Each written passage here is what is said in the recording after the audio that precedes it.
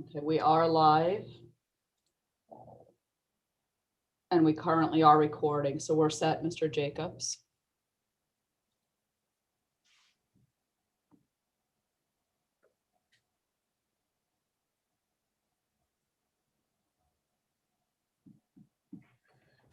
Can I have a motion to reconvene the public meeting at 7:40 p.m.?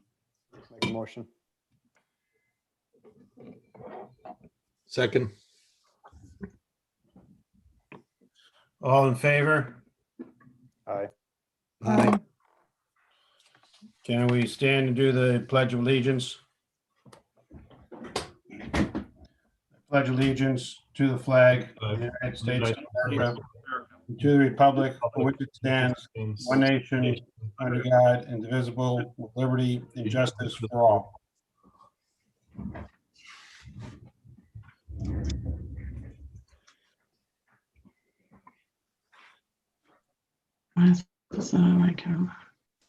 We have any board announcements?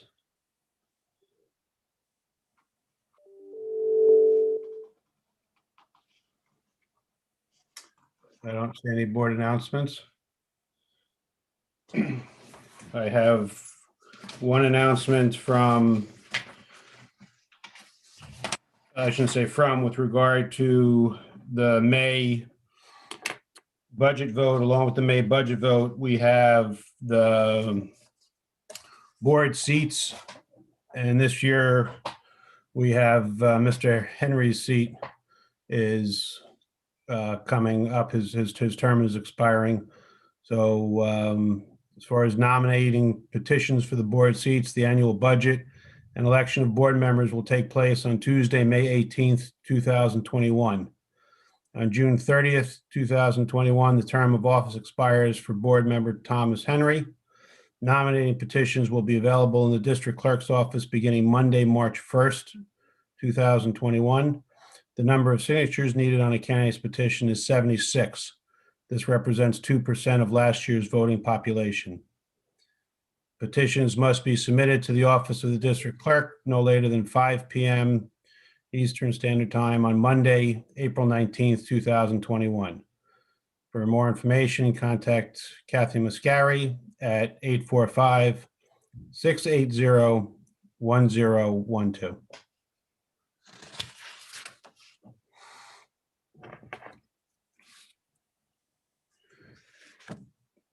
Dr. Pritchard, I turn the meeting over to you for your superintendent's report. Thank you very much, Mr. Jacobs. It's an honor and a pleasure. In the interest of time, I would just defer my comments until we get up to our COVID response update, and I'll go right to our invited guests this evening, who are the PTA. The PTA Executive Council has done an amazing job, and I shouldn't say Executive Council. I don't think we're calling it Executive Council anymore, but we do meet with representatives from our SOCIs, SOMS, and Tappan Zee High School PTA Council regularly, monthly. And this evening, they've graciously or generously volunteered to come and speak to us this evening, not unlike they used to do back in the day before COVID when we had live meetings. So without further ado, I'd like to introduce, I'm going to call Jeannie Irizarry. I think I see Jeannie there. There she is. Jeannie, would you like to go first, please? Sure, I'm unmuted. Okay, this happens to me all the time. Hi, everyone. Thanks for inviting us to come. I'll just sort of give you an update on the what's happening in the PTSA at the high school. Good news, our website's finally live. It took us a bit, but we're live. It looks great. A lot of great people working on that. We've had a number of fundraisers so far to help us sort of, to support our kids, our seniors in particular, but all of our kids. We had a 50-50 fundraiser in the fall, which was really very successful. And we're in the midst of another one. We just went live with it today. It's on Facebook. And so far, I think we have over 100 and some odd tickets sold. It's only been on for maybe 4 hours. So that's been great. We've had a couple with Giovanni's restaurant and, a couple $100 here and there. All again for project graduation and for scholarships for our kids, for our general fund. Because obviously things are a little, they're a little light this year just because of the situation. We are also in the midst of planning a hot chocolate and donut event for our seniors, sponsored in partnership with SOCIES. SOCIES very generously donated money to the high school PTSA to support an event for our seniors in conjunction with the t-shirts they're getting. And so that was great. They donated $1,000 to the high school PTSA for an event, which is wonderful. And I think that's going to be hot chocolate and donuts, maybe I'm not sure. I guess I shouldn't say in case it's a secret. I don't know. I won't give you the details, but that's what's happening. And then of course we're working with Rudy Arrieta to support our kids, to help him figure out, support how we can on the senior day, if he has that. We're in the midst of talking to Mike Murphy, who has the past few years done some really great college safety talks at the high school the last few years. I said sometimes they're underattended. We're hoping maybe he would do some kind of a workshop on that senior day, if that hopefully comes to fruition. And it's a great talk. He talks about college safety as well as sort of identity theft and the things to be careful about when you're, a 17 or 18-year-old kid and a mom, whoever, kind of going out there and things to look out for, especially though as a kid, first time you're away, whether you're going away to school or you're going out in the workforce, things that be important that are important for the kids. So it was always well received. When people go, they think it's a great, very valuable workshop. Let's see. So we're trying to get him to come for that day. We're in the midst of starting to get information for Adopt a Senior. That was a successful program last year run by Liz Dudley and others. And Tina O'Keefe will take it over along with the PTSA this year. So we're hoping to sort of launch that in May, but we're getting information now, emails and sending out Google Forms to sort of get information so we can get all of our kids adopted. And we're talking about Project Grad, starting to maybe think, alternative things. If that doesn't, if things don't change in the next few months, maybe an alternative way to have a Project Grad for the kids, something else for them. I know I'm talking fast, sorry. We also talked just this afternoon, the PTA presidents talked a little bit about Tom Kirsting. Tom Kirsting does the program Disconnected, how to reconnect our kids how to reconnect our digitally distracted kids. And we were going to have him come last year, right before this all happened. We had given him a deposit. We had, and we were all three PTAs as well as Dr. Pritchard, the district had also, we were all doing it together. And unfortunately, that sort of all went by the wayside. So we're hoping that maybe Tom Kirsting, being that our kids, I know it's crazy that he'd be on a Zoom because it's digital, but our kids more than ever probably need, they're all digital at this point. My own kids are, everyone's on their games and their phones. I mean, even I am in Zooms and whatnot, but so we're hoping to maybe get him to come and do something for our kids and for our parents as well. And lastly, in terms of our positions at the high school PTSA, there are a bunch of positions. I'm making a shameless plea to anyone who might listen. There will be positions open next year. President will be opened, and the corresponding secretary, treasurer, and some committees. So that was a whole bunch of stuff, but thank you so much for indulging and listening. I appreciate that. Thank you for inviting me tonight. Jeannie, you did much better than I would have done reading it, so thank you for that. Thank you. So thank you. Liz Dudley apologizes. She can't be here this evening. She had to cancel, but Liz is our SOMS rep, and we'll certainly keep you posted on any SOMS events that are coming up. So our next representative is Miss Andrea Keo-chan, and I always call her Miss Andrea K, but tonight I was brave to pronounce your name in full, and I hope I did okay. So Andrea is our associate's parent rep. So Andrea, the mic is yours. You did a very good job with my last name. Just about spot on. Thank you for the invitation. At SOCIES, we've tried to adapt as many of our events and programs as we can this year. So we've been hosting basically monthly virtual events. We've had Boo Bingo, we had Cooking with Chef Pearl, a sing along with Back to Rock, and a Lunar Leap Steam Challenge with Challenge Island. We've been very fortunate to have members of our community volunteer their time to run these events. And in February, we're working with the William O. Schaefer family to bring a virtual family fitness night. A few of the other things we've done this year that we're very proud of is working with our administration team at both buildings. We were able to use our gifts to school budget, and we provided spiritwear t-shirts to all students and staff so that everyone can participate in our Friday Spirit Days. And then just at our January meeting, we awarded our teacher grants. So there were 12 grants overall and about $9,000. We're doing things like creating Zen zones in the counseling centers, some additional supplies for our physical education teachers like music and yoga blocks. There's building in our libraries by adding to the career and college readiness books available, along with some other really great projects. The other things we have coming up is we will be doing our 3rd year of PARP, which is our Pick a Reading Partner. And it will be launching on March 1st and running through March 19th. And then we're going to follow it up with a virtual book fair this year. Unfortunately, a couple of the sad items this year is that our membership is down. We have just under 400 members when we're usually up around 600. And also our fundraising is a little bit down. We're lucky enough that we do have a bit of a cushion to carry through.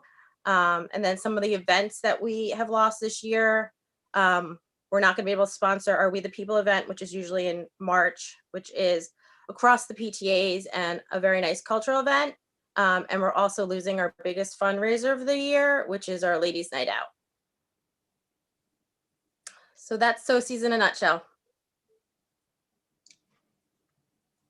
Thank you, Andrea. So the other individual we invited this evening was Miss Lisa Malpelli, who has been,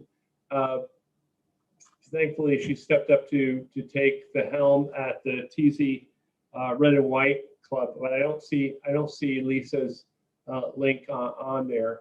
But again, we're certainly very grateful to Lisa, because we know sometimes, I know that the TZ Red and White organization, for a little bit of a stretch there, we did have some participation issues, but it sounds like we're even through the pandemic, we're still in good shape there.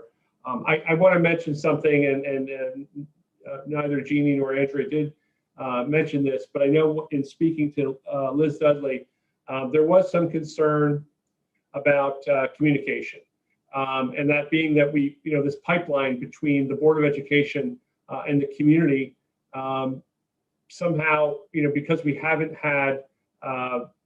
not had public comment since September 10th, and due in large part to some of the challenges that we faced by having these, Zoom Board of Education meetings or online Board of Education meetings, that, the PTA has been a real strong proponent for making sure that pipeline was strong. And I know Liz had brought that up as well. So I appreciate her doing that. But I do want to assure the PTA and the public in general that we do have a link on our website, feedback@socsd.org, that every email and we do get quite a few emails from our community to our Board of Education, that we answer every one of those. In due time, we'll hopefully be back in a situation where we will have public comment again, and that we will have that forum for people to share their concerns and their ideas and their voices to be heard collectively and publicly. But in the meantime, I know the PTA has done an amazing job of doing that. So I really appreciate you being here tonight with us. And we'll make every effort to ensure that our voices as a community are heard by this Board of Education, and that we're able to serve you in a way that that is befitting of this fantastic school district. So thank you for being here tonight. And I'll try to do, not try, but I will do, as I have done in the past, webinars for folks on a particular topic. And that's going to be particularly important as the day approaches, whenever that day may be, as we reopen our schools and return students to in-person learning. I know that there's going to be a real need to have that sort of dialogue. And board meetings aren't necessarily the best forum for that, because oftentimes our public comment policy is somewhat restrictive to that end, because it really is more of a public comment and not public discussion. However, I, as the superintendent, really don't have that same those same restrictions. Under the law, I'm able to have that two-way dialogue, and I think we've had some successful webinar-based exchanges in the past, and it's certainly my intention to do that in the near future. So, PTA, thank you for that. Thank you for the great work that you do for our children and our community. And it was so good to see you here tonight, and we'll look forward to seeing you hopefully next month at our next board meeting. So thank you for that. Thank you very much. So our next presenter is Miss Marianne Van Dyne, who we all know well, and she'll be presenting our annual risk assessment update. And Marianne is from the R.S. Abrams company. Okay, well, thank you for inviting me to present the results of our risk assessment. We actually met last month with the audit committee and went in detail on this report. As you know, and Dan LaMadrid and Lonnie Jacobs are both on the audit committee. We also have community members who partake in the meeting. So this is something we do every year. We issue you a report based on where we feel there is risk in over 50 areas actually that we look at. And this was really a very positive report, as you can see. The items that we did have as moderate risk, there were 6 from the prior report, which were primarily information technology and human resources. All those recommendations were addressed, so we were very happy. We wanted to thank Alicia Costa and her team. I think they do a great job at implementing our recommendations. They really take our audits seriously. So basically, because those were all addressed, those moderate items now drop down to low. And then in addition to that, we looked at some new areas this year. We revisited governance and planning, cash receipts, payroll, purchasing, and student services. And in all those areas, we assessed the risk at low because the controls were in excellent condition. So this was really a great report. In addition to assessing the risk, we also will give you proposed audit plans on what we wanted to look at in the upcoming year. So this year, on the upcoming year, we will be doing an in-depth report on purchasing and expenditures, and also on facilities and capital projects. So we are set to come out to the field in the beginning of March to do field work for those 2 audits. And now we're in the preliminary stages of really starting the audit remotely and getting as much information up front before we do come out in the field. So all in all, I think it was a great team. You know, teamwork under the conditions, it's always a challenge, but everybody pulled together. The district really uploaded whatever they could to our secure portal, and then we did come out in the field also. So it was really a combination of both. But I just wanted to thank everybody for all their hard work. And, you know, it's great to have it's nice to come to a board meeting with a positive report. So thank you again for having me. And I don't know if anybody has any specific questions or anything that you want to discuss on the report. I didn't have a question, but if I can just add on top of this. So the audit committee had a really thorough conversation with Marianne on the report. I think everybody knows that the committee takes internal control very seriously, and its role in governance very, very importantly. So to read through the report, to go through the findings, and to see consistently that recommendations were actually acknowledged and adhered to, so that the follow-ups came back with clean findings, I thought was terrific to see. So it was a great report to get through, and appreciate the district's continuing to hold internal controls in high regard. Mhm.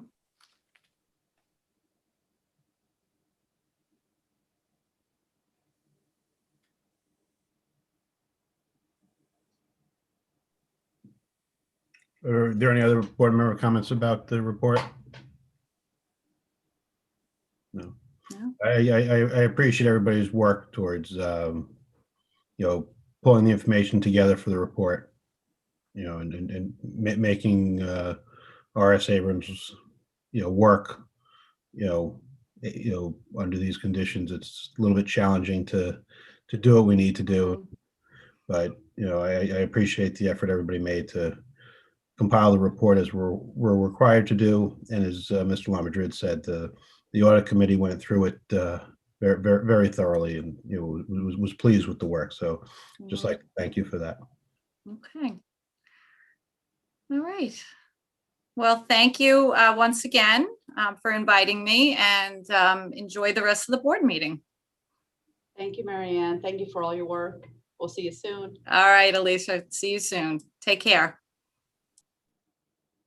All right, speaking of enjoying the board meeting, last board meeting, we had the opportunity to review our mid-year metrics, our sort of a mid-year check-in, and Ms.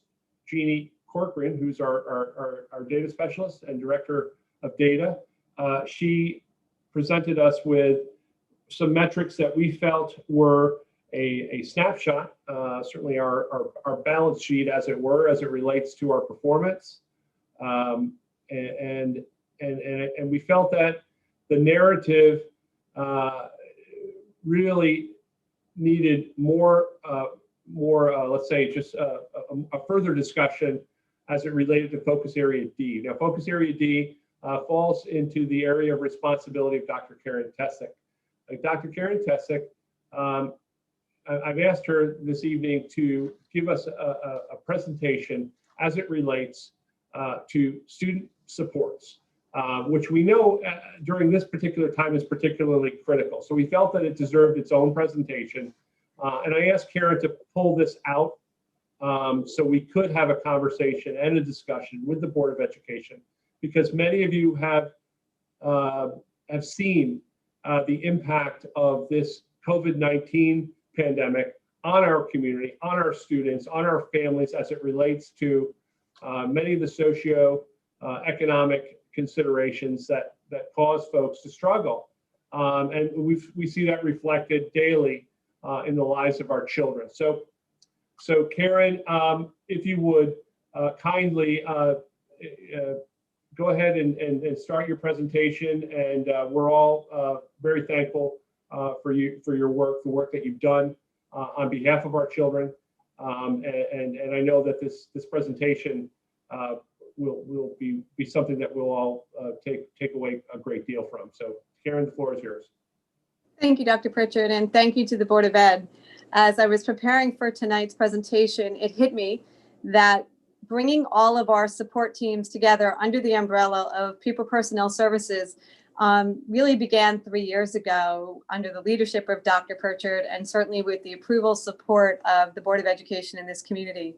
So for those of you that are listening that are new, the Office of PPS started 3 years ago, and what we did was we brought in elements of our district and really focused on aligning all of our work around supporting students, specifically school counseling related to mental health and social emotional learning, school psychological services, school social work services. Our Family Engagement Center was launched, created, including college and community partnerships, special education and 504 services for students, school nursing services, and of course, McKinney-Vento liaison services. And really what has happened, as you'll see through tonight's presentation, is we have continued to just adjust our thinking as a team. And I say that with great pride, because we are no longer within just buildings, but we act as a district-wide people personnel team to respond to the needs of our community. And I know Alicia's helping me present. So Alicia, if you could just click to the next slide. So when we started this 3 years ago, our major goals haven't changed, right? To develop a robust pupil personnel team to meet the demanding needs of our students in every way, and to expand learning opportunities for our families and students to include topics like safety, prevention, mental health, and any other critical topic that we, at that point, never saw a pandemic coming, but now, of course, we're dealing with those as well.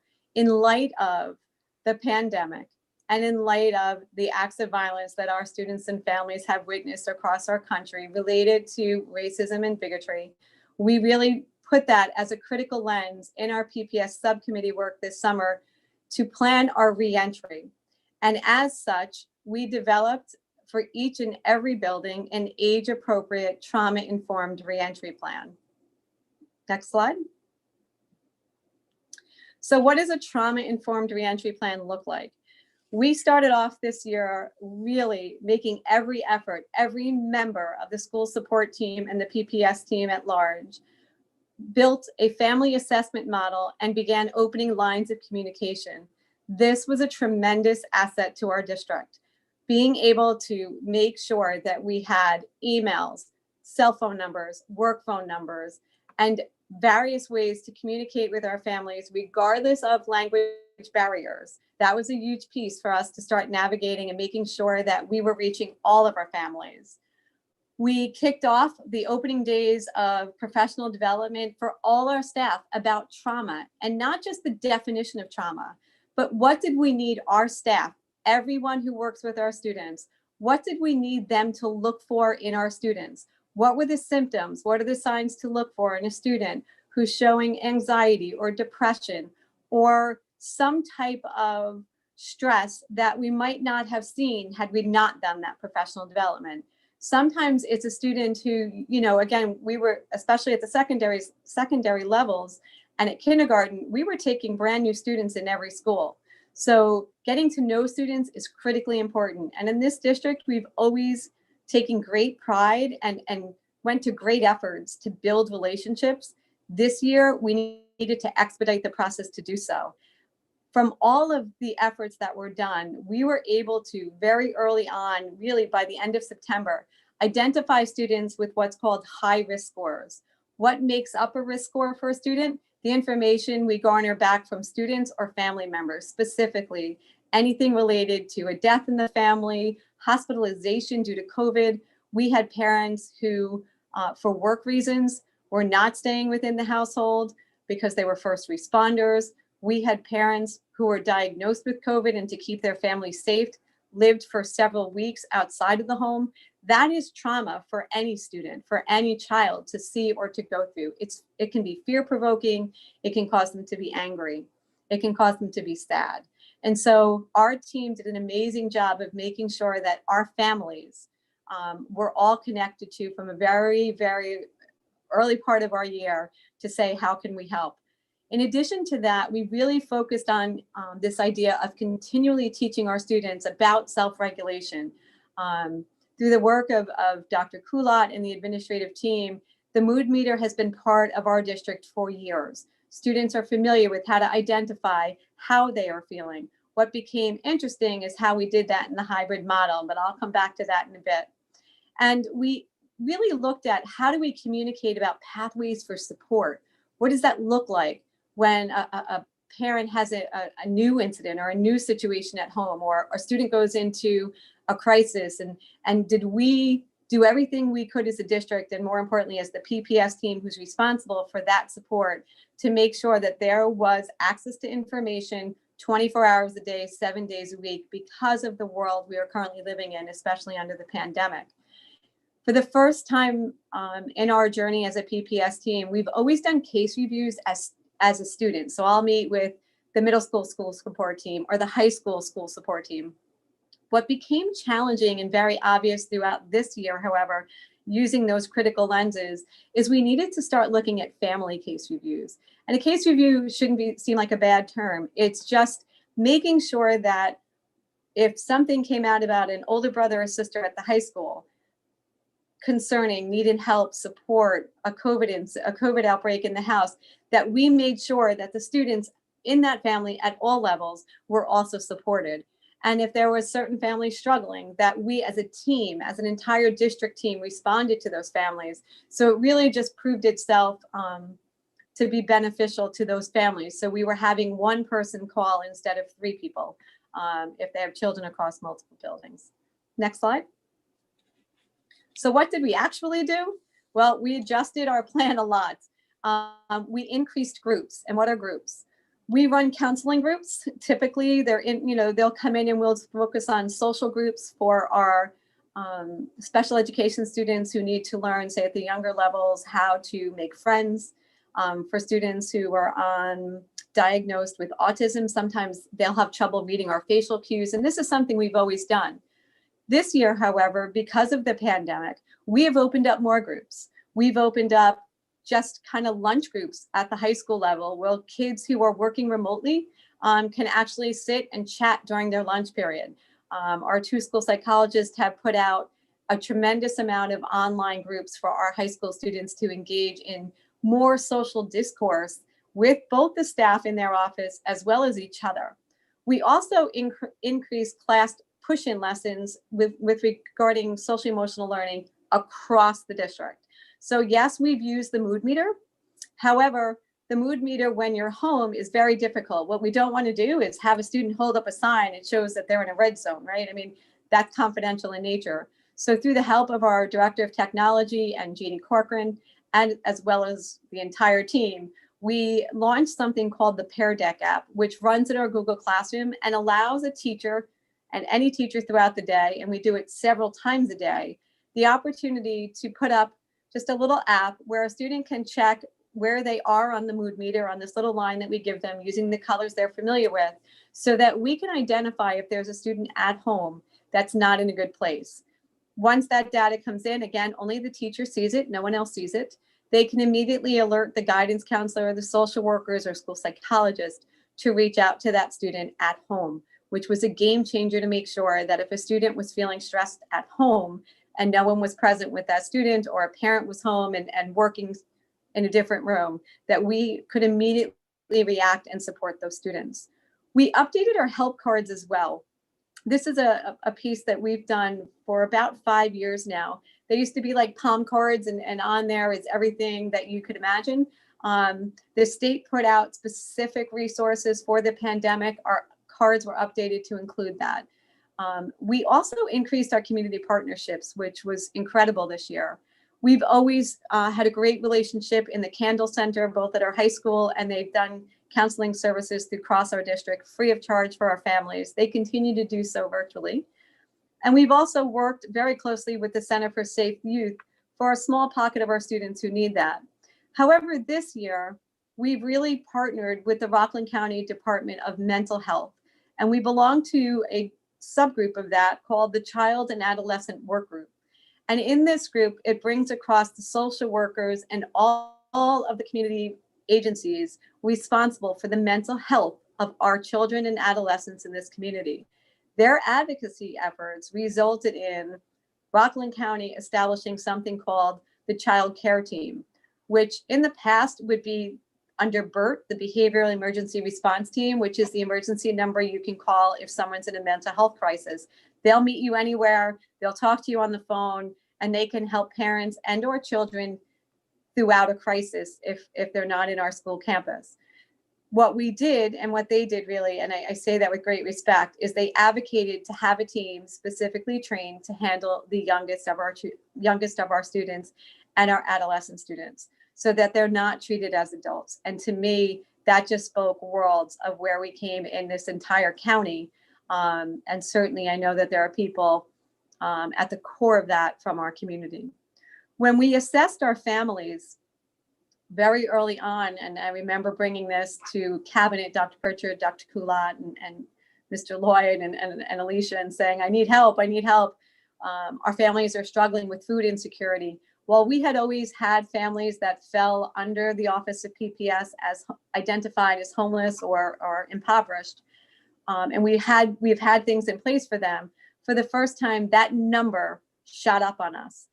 We saw it happen in the spring of last year, and we thought maybe some people had gotten some ground, some feet under them, and the pandemic had started to kind of lessen the burden on some of our families. But in fact, that wasn't accurate. When we came back, we had identified right off the bat about 65 to 70 families who had still not been able to feel as if they were food secure. So through the work of the district social workers, with our community partners, with the full response of this community, and every day I'm kind of blown out of the water by it. We currently do 56 home deliveries. We literally have staff who volunteer their lunch hour to come over to the food pantry. We pack their personal vehicles and we drive these to our children's homes and their staff because of confidentiality reasons. We have about 40 families who pick up from the food pantry. I just ran back from there. It's on Thursday evenings from 4 to about 6:30. And we provide right now what's called backpacks across the district for families who, for whatever reason, and there could be a whole host of them, but either can't pick up or we can't deliver to a home. We will provide their student with an extra backpack that is filled to the brim, to the best that we can, with food for their family. And just to put it in perspective, tonight alone, we provided food for 2 weeks for almost 90 families. We also, through the support of our community partners, and I say this with great pride, knowing that we were having a week off and perishables don't always stay, we were able to provide each one of our families with a $25 gift card to go pick up fresh milk, eggs, butter, whatever they needed for next week when we weren't in school. And that is absolutely to the credit of this community. In addition to that, I share, we did a Super Bowl challenge. Dr. Pritchard had put out a blog about ESO really filling the pantry before holiday break and making sure our families had enough for the holidays. Well, we did the same thing for Super Bowl, and each building was challenged to bring in items. Every item kind of counted as a point. And kudos to Soames, they won, but at the end of the day, our kids won. We had over 500 items donated between our 4 schools, and our student bags today left, filled to the brim, plus the gift cards, and we are set to give out when we return to each and every one of our families. And it's really been an amazing journey to be able to do that for our families. We built it in 3 weeks and continue to be able to support those families. Next. One of the biggest impacts from the pandemic has been in our nursing services. And our nursing team speaks for itself. They are professional. They provide medical services to our students who are classified, who have medical plans within the building, whether they be food allergies or any other services deemed appropriate by their treating physician. However, throughout this pandemic, they were also required to support contact tracing. And this has really had a tremendous impact on our team. While the parents, you do your daily screening protocols, anytime your screener comes up that indicates your child staying home for a COVID-related issue, our nurse will reach out to you. If a student comes through any of the entrances and when they do their pulse temperature check, that pulse check does not register cleanly, then our nurses are prepared and they do a recheck. And then certainly put protocols in place if students become sick in school or any staff or student has a temperature in school.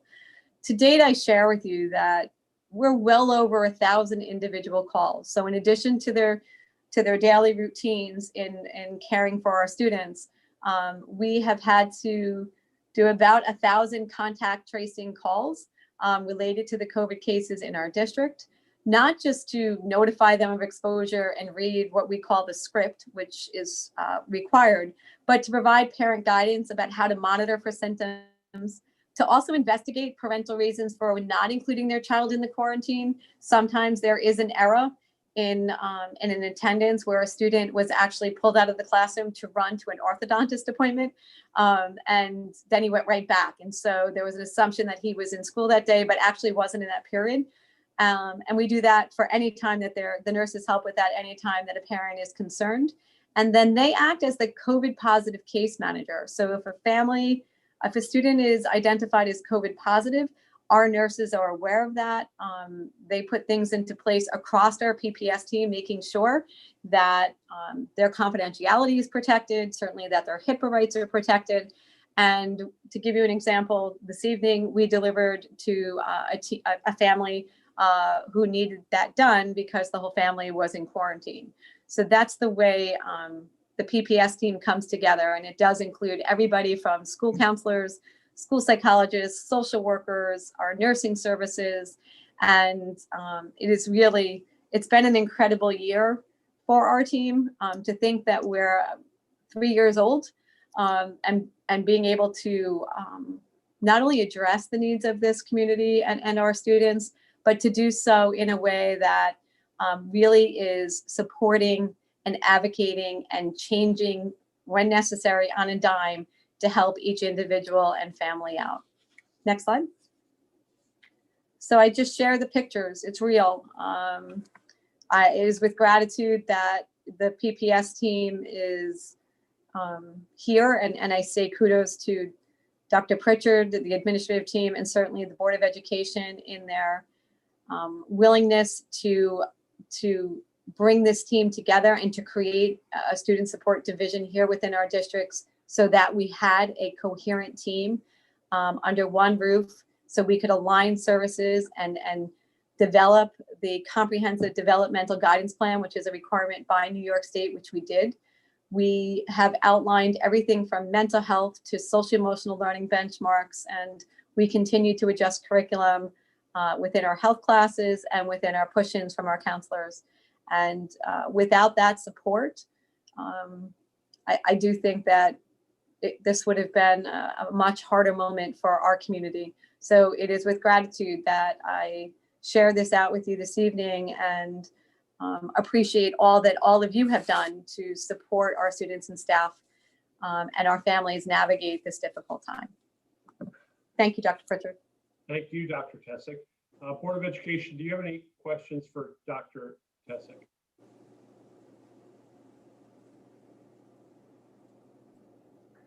I don't have really a question, but I just want to say thank you for all the great work. I mean, it's really phenomenal. I can't believe it's only been 3 years. I mean, I could just go on the list and all the things, your accomplishments and how grateful we are. But I actually do have one question that I think about. Is there any area that you felt that you couldn't get to? I mean, there's always areas, and opportunities to improve. So, especially as we start to think about budgeting for next year, if you can share some of your experience within the last 3 years in an area that we could improve upon. So one item that we ended up having to push to the side, and actually, Ms. Lee, you were part of this, we developed the comprehensive developmental guidance plan. And one of our goals this year was to publish those curriculum maps that showed how we were addressing mental health standards, social emotional learning benchmarks. And now the state has also layered in something called Erin's Law, which really deals with mental health around sexual abuse and assault. So all of that just came in simultaneously with putting our families first. So we have put that aside because there just simply wasn't enough time in the day this year to go back and revisit those maps. What we are doing is monitoring to make sure that we are still meeting those benchmarks. But that is something we definitely need to do in the future. As a result of this pandemic, two of the areas that we're really reviewing for budget season, one of course being special education, and we're seeing an increase in referrals for students needing or requesting an evaluation for special education services. So that of course is always something that I share because I think that's important. That certainly will have budget implications if students are found eligible and need support. As a result of that, of course, making sure that our RTI services, which are run under Dr. Kulat, are well supported because it has been a difficult moment. This morning, Dr. Peter Faustino, who is the president of the Lower Hudson School Psychologist Group, there's an article in the paper regarding that the pandemic has had the greatest mental health impact on students. that while they appear resilient and technology savvy, that their isolation from their peer group, their isolation from their extended family members, and just so many more other issues that they're dealing with. So one of the things that I began to wonder was, right now we have 1.5 social workers, right? A half-time social worker between the middle and high, and a prevention counselor at each one of those. And we have a half-time social worker at each of the elementary schools. And that was a challenge, so our school counselors were amazing. They stood up to the plate, but I began to wonder, is that the best model? Or should we be using our current resources and putting one social worker at each one of the buildings? So we have a full-time social worker at each building. So these are just things we're looking at in the upcoming budget cycle, to make sure that we utilize our resources to the best that we can equitably across our district. And really the needs of the social worker came out as a high priority during this pandemic. I have to say that the amount of referrals that we're doing, having students back in, one of the hardest parts of being an educator, and I say that as someone that's done it for 30 something years, is we are mandated reporters. So everything from, child abuse to educational neglect to medical neglect, that's all on us now.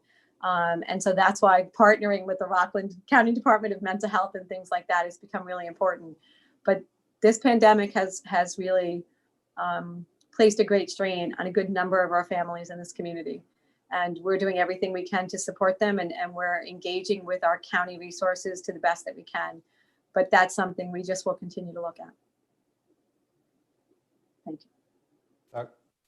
Dr. Tessick, so again, I echo Ms. Lee's comments. Phenomenal work, and the gratitude is, from us to the work that you and your team are doing. So thank you, first of all, for the incredible work. You did though touch on a point though that I just want to ask.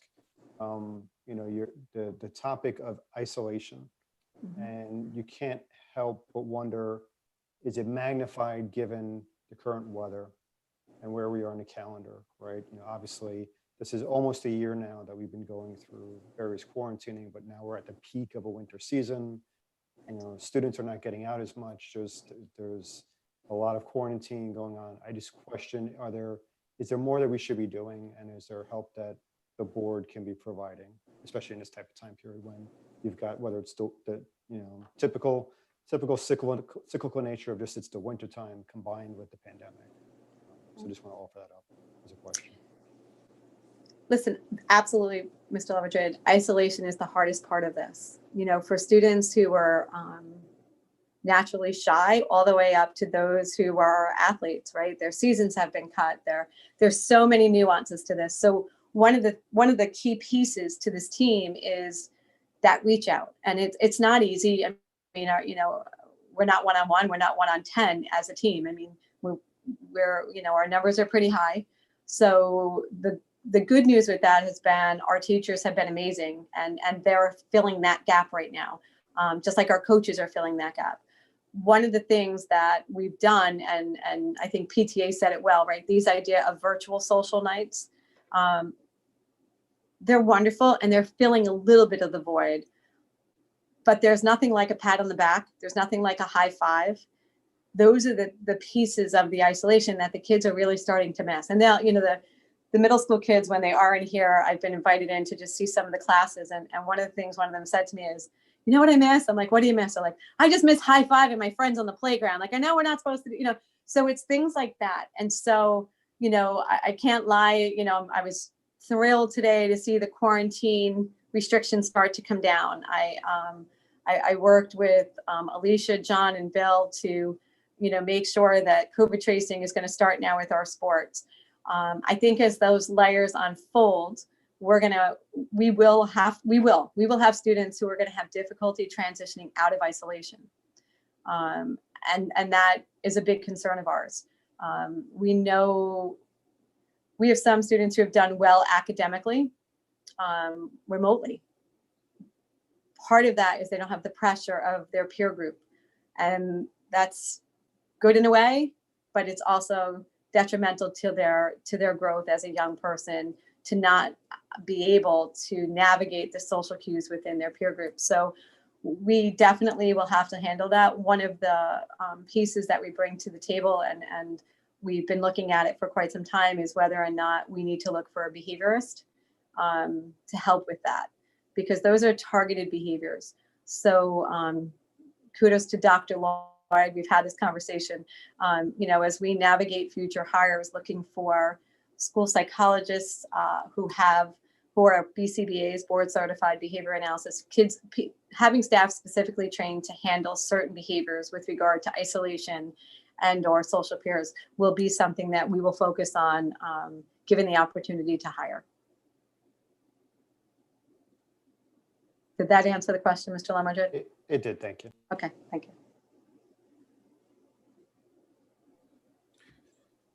Kara or Tom, do you have any questions? I just wanted to thank Dr. Tesic for her presentation. Thank you for the good work. Yeah, same. No questions. Just thank you. It's amazing. The food pantry is really a major accomplishment. It's really wonderful. It just speaks to who this community is. Every week we go over and there's boxes there, and Evan, Panu, AJ, we're all over there. And even tonight, we're giving families out the front door and there's cars pulling up on the side, just unloading. And we were a little worried about we were going to have enough for when we came back, and we were strategizing, and in pulled a truck from the neighborhood food pantry that made a beautiful donation to our food pantry. Like, that's the way this community is. We just work to help each other and to do what's right for our families. And it's very moving to be part of that. So thank you. Thank you. So great. So I just have a couple of questions. Again, I mean, our gratitude to you, obviously, tremendous, support to you and all your staff and the volunteers. And I'm going to come back to that in a minute. But a question I have is it's twofold. Is we know where we are today with the pandemic, and we're making great strides, on a daily basis, I'm going to say, right? But there's a push now where we want to bring our students back for September, right? We want September to be a normal September, whatever normal means these days, right? But so my question is twofold. How are we planning now to continue this into the summer when we don't have the contact with our students as we do when they're in class? And then, with the hope that we do return to a quote unquote semi-normal school day, come Labor Day, and looking at the calendar is a whole other story, right? I'm using Labor Day, as an example. But come Labor Day, all of a sudden, the nerves come to roost, and the stomach aches come to roost, and the headaches come to roost, and the nerves start to come together on a normal Labor Day, right? So how are we going to try and address that this year going forward, where it's going to be so, expanded because of the new normal? And then, on top of that, the support we've been providing to our seniors, how do we make sure that when they graduate, that we're not kicking them out the door without a path to follow in terms of continuity of any support that we've been providing? They know where to look, for the continuity, and that I know they're no longer our students, but at the same token, they leave with a parachute, that they're not kicked out without any support behind them. Okay, so I'm gonna break that down. So if I miss one, Mr. Jacobs, let me know. So the first one is this idea of planning now for the summer. So the PPS team, I can't lie, we're all in. When I met with just the secondary group, which leaves only out 2 players from the whole team, this did come up, specifically around the idea of like we had a reentry PPS team focus on the reentry plan for this coming school year. We will probably need to do another one for that next year. We also discussed ways of looking at the way we use each one of our school counselors and school psychologists have summer days. That's part of their work here in the district. How do we use those days as a team so that if we were to calendar it out, we were able to publish more of a team approach to also being here throughout the summer and getting help for students. And I don't want to misspeak and I don't want to overpromise, right? But I will say that is part of a dialogue that's happening now. In addition to that, the idea of, returning to school, that's a big piece of what we're worried about, right? This idea that, my friends haven't seen me, maybe I've changed, whatever, a whole host of things as to why students may struggle. So we will continue to do, again, part of this is navigating what we're allowed to do with CDC guidelines, but navigating smaller groups. What we know is we can bring smaller groups. So for the students that we know are struggling with social isolation, there you go, or social emotional learning, we will build in days throughout the summer to get their feet wet back in school in a small group and to do what we call bridging activities, as well as navigate that with both the student and the parent. I can honestly say I think we're going to be doing individualized reentry planning for some of our students. We're going to need to do that. Sometimes, coming in for 9 periods straight on opening day after what we've been through is just too much. So we do, and we've done this for students pre-pandemic who became school phobic at any point or went through some type of trauma, high-risk trauma. We start off small. We call it the step-up program. So you'll come in for these 2, then you'll come in for 4. We do we do in-depth assessment with you. How are you feeling? What are we doing? We watch for behaviors with the younger students. And I can't imagine that we won't be doing that for some of our students. And the last one, this idea of the seniors. So the beautiful part about having a family engagement center is that our alumni, what we're learning is that our alumni can find a voice there. So yesterday I had the opportunity, one of our alumni participated in our equity subcommittee, Joe, and brought his voice back and actually inspired some of the high school kids who were also on the meeting with us. And one of the things that we took back from that is, what can we do as the Family Engagement Center to celebrate our seniors, but by also bringing them back? I can say that this year, very upfront, many of the seniors who graduated last year, some of them were going to go to college and then either didn't want to go because they were going to be paying tuition, but being remote at home. Some of them didn't get to go to college, thank goodness, and then came back and shared their stories. So we're thinking about ways to grab our senior pool and keep them connected through the Family Engagement Center to bring them back to be mentors and models for the current seniors and juniors and seniors, to also be a pool of people with lived experiences here in our district and to bring that back.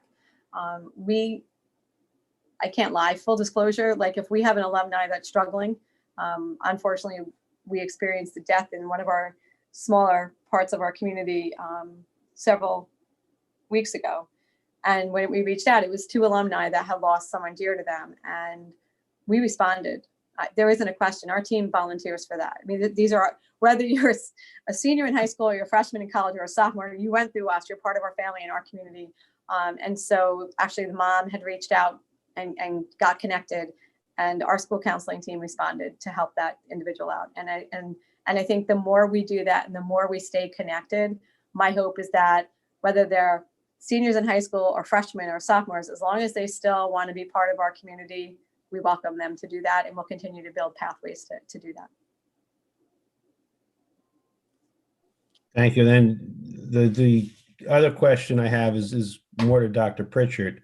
Recognizing that the confidentiality of some of the things that Dr. Tessick deals with, how do we promote the volunteers that are helping her programs out so that we can get more volunteers to support what we're doing?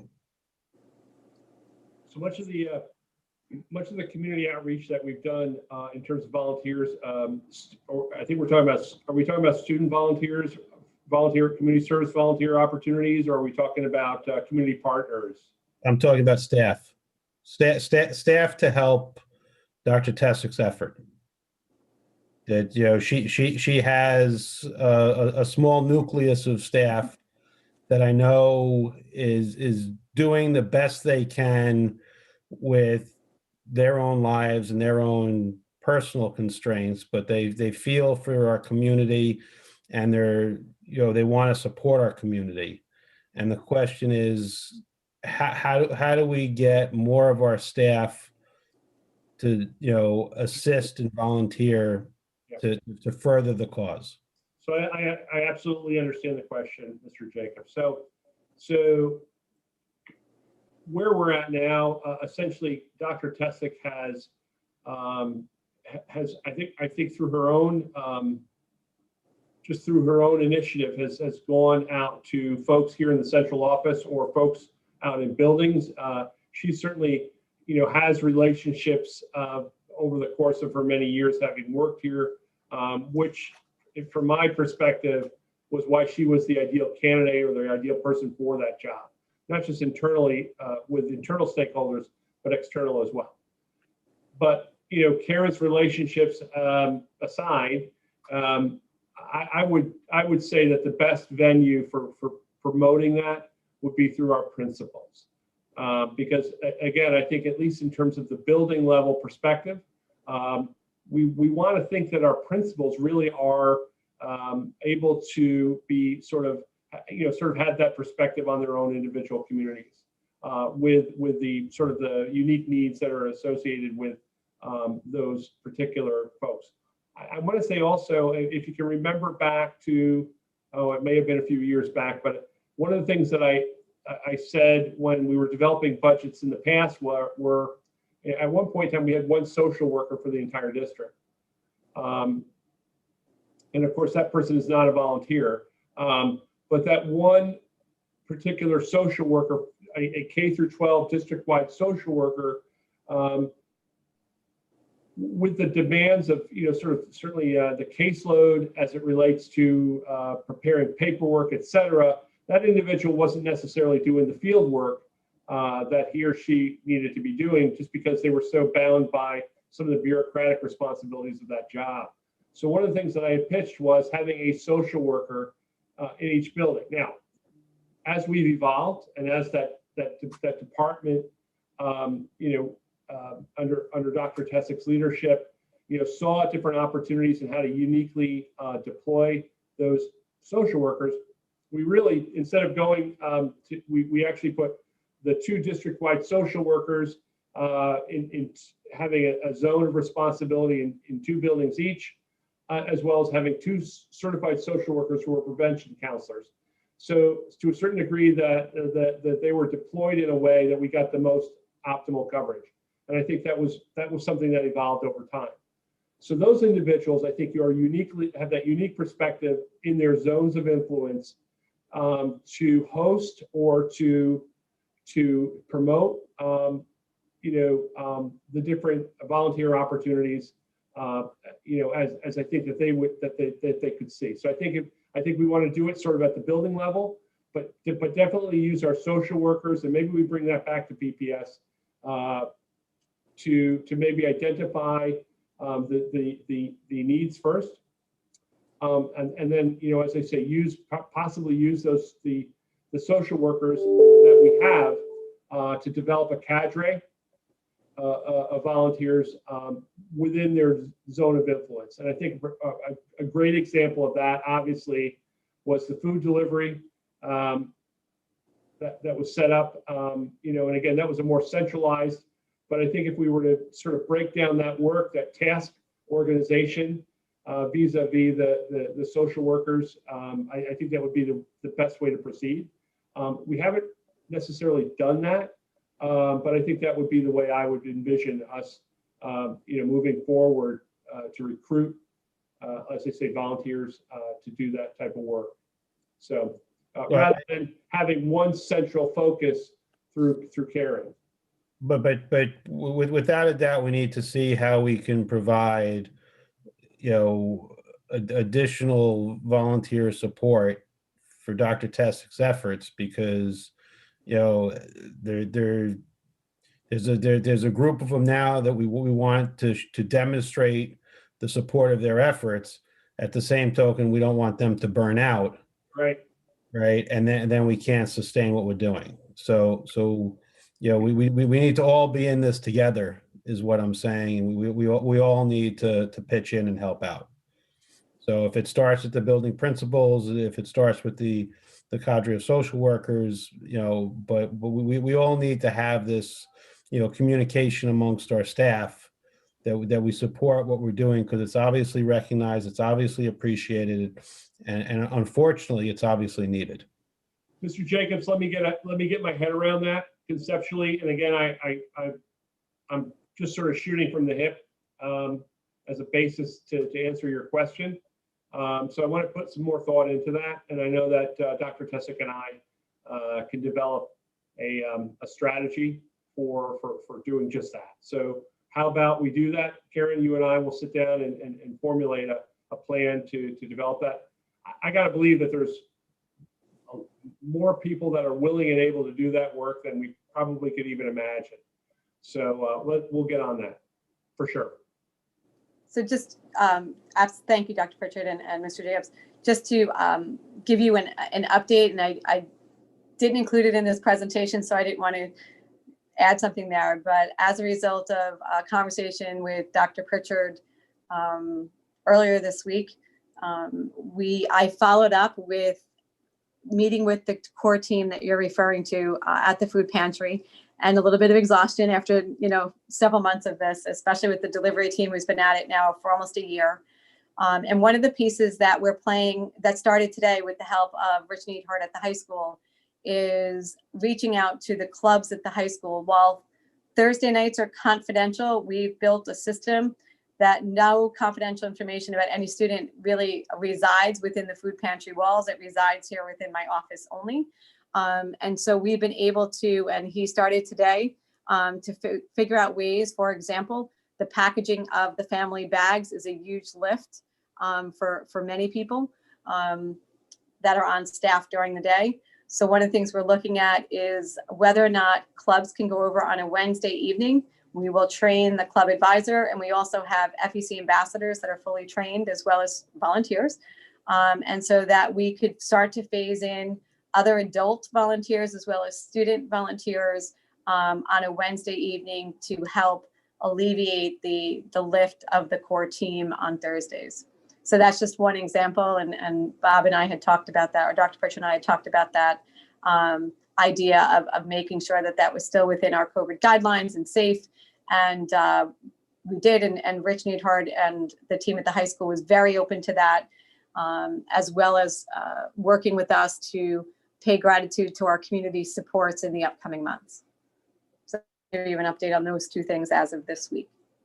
Yeah, thanks. And please keep all these people in mind when we do the celebration in June. Got it. Oh, so you've just sort of jogged my memory, or jogged my train of thought here, Mr. Jacobs. So I don't want to exclude Dr. Lloyd, our staff relations person, from this. So I'm going to go ahead and very quickly delegate to him, although I'm keeping Post-it notes of sort of my homework assignments here.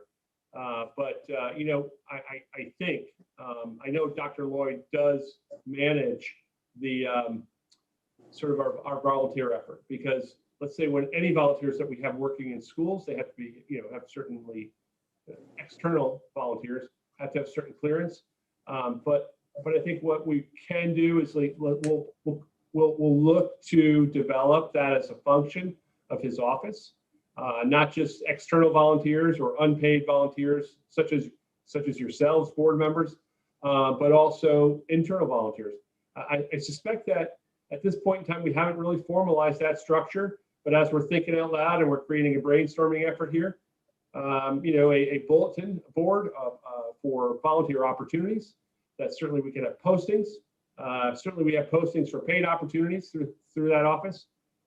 I think we could probably use a similar structure to run that through the Office of Staff Relations. So Joe, I just did a hey you there, but I do have a post-it for Joe that will Dr. Lloyd rather, and we'll certainly include him in that conversation as well. You just got a new job. Thank you. Dr. Lloyd. I'm all in. You're the guy for it though, for sure. And I just have to say, leads by example. He runs one of our huge delivery routes every week for us. So thank you for that, Dr. Wood. Rather than It's an absolute pleasure. There we go. Thank you.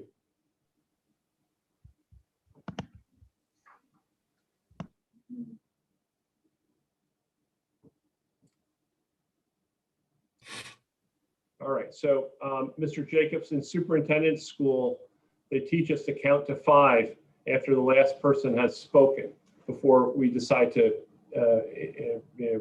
put in our 2 cents. So I did count to 5 audibly.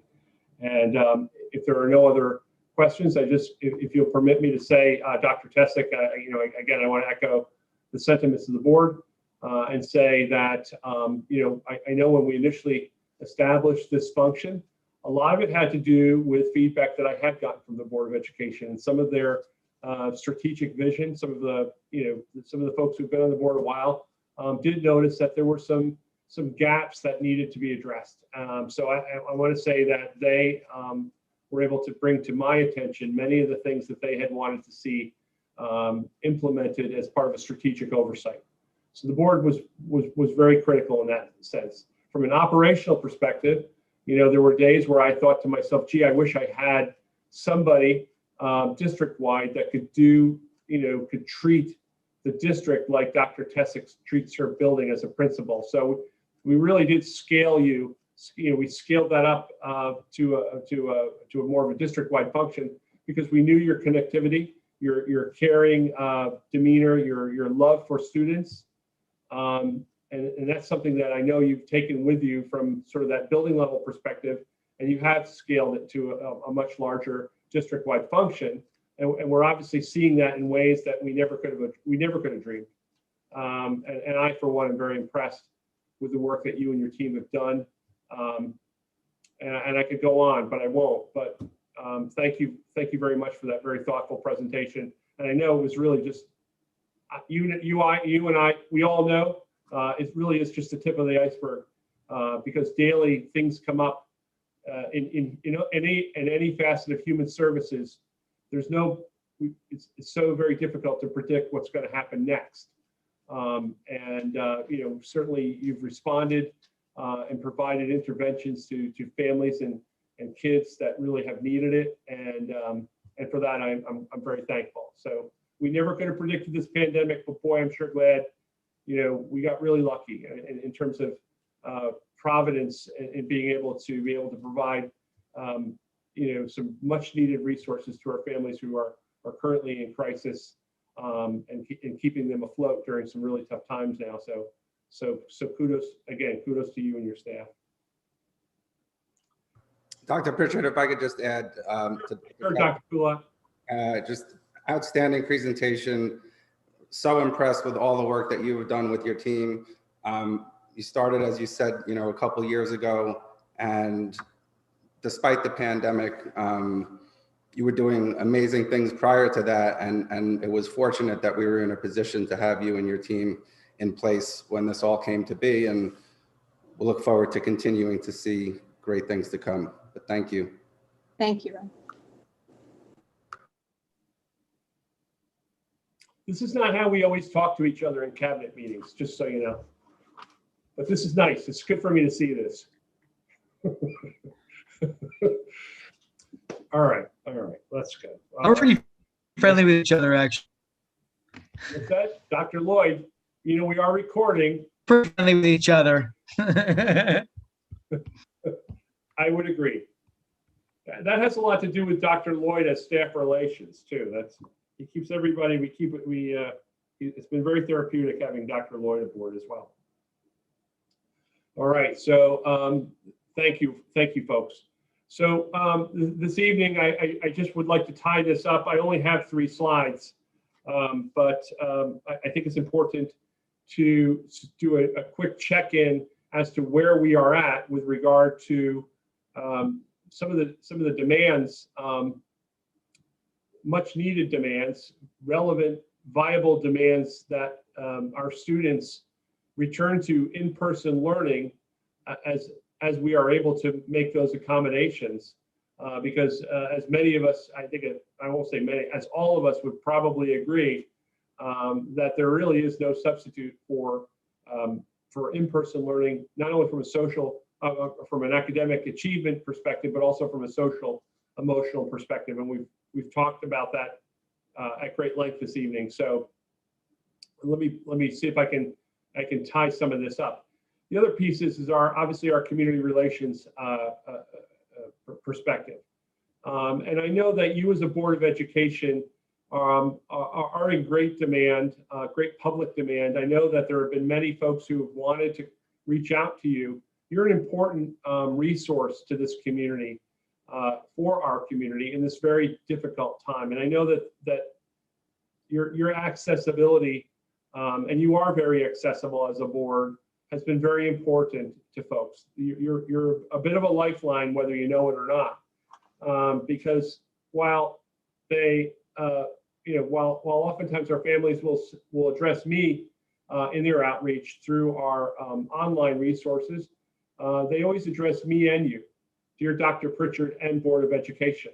So they see us as a team, they see us as a resource, and they want to know that we're there when they need them. And I think that, I could say that we do have a responsibility. I know I certainly have a responsibility to respond on behalf of the Board of Education when the community reaches out and I attempt to respond with with what I perceive to be a single voice, a unified voice, and a unified response on behalf of the board.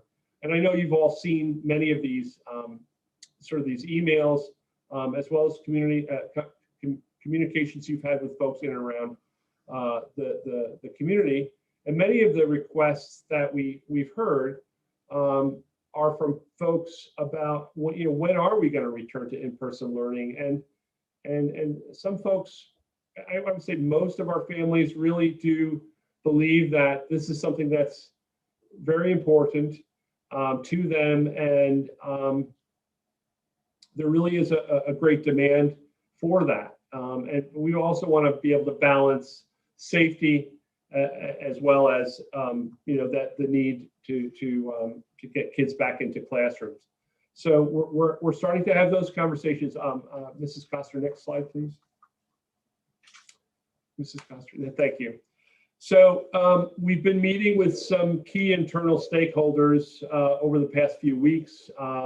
One in particular, I'd like to certainly expressly mention our union of professionals, our educational, our teachers rather, who've been very, very helpful in terms of providing us with some critical feedback as it relates to the safety of not only the staff, but also our students. And they've been very certainly helpful in helping guide this effort. Let me take a step back. Since September, this past September, we've executed our state-approved hybrid learning plan with fidelity, meaning that we had some agreed upon terms, and when I say agreed upon, collectively agreed upon between key stakeholders such as our parents, our students, our staff, our instructional staff, and our instructional support staff. And we felt like we came up with a very good plan that maximized or optimized the in-person opportunities for students, because we felt that it was very important to get students back into school, even if it meant every other week, or in certain instances, students who have the opportunity to attend full-time because of a specific need or circumstance. And those are all difficult decisions that we make when we're dealing with unlimited wants with limited resources. And we've had to make difficult decisions to keep our schools open because of some of the things that we've mentioned as it relates to the pandemic, to include quarantining. But in every situation, we've placed health and safety of our students and staff as our top priority. Our district's last day of full-time in-person learning was March 13th, 2020. Folks, Board of Education, you were a part of that. And I remember that very clearly. That Thursday was a Thursday night. It was March 12th. We were in a board meeting. We were in, I believe at the time it was an executive session. And you as a board had to make a very difficult decision, and as did I. And I think that, I know, I'm confident that we, through our timely intervention, our timely action, we were able to get out in front of this pandemic in a way that I can't even imagine had we not done what we did, the urgency of what we did.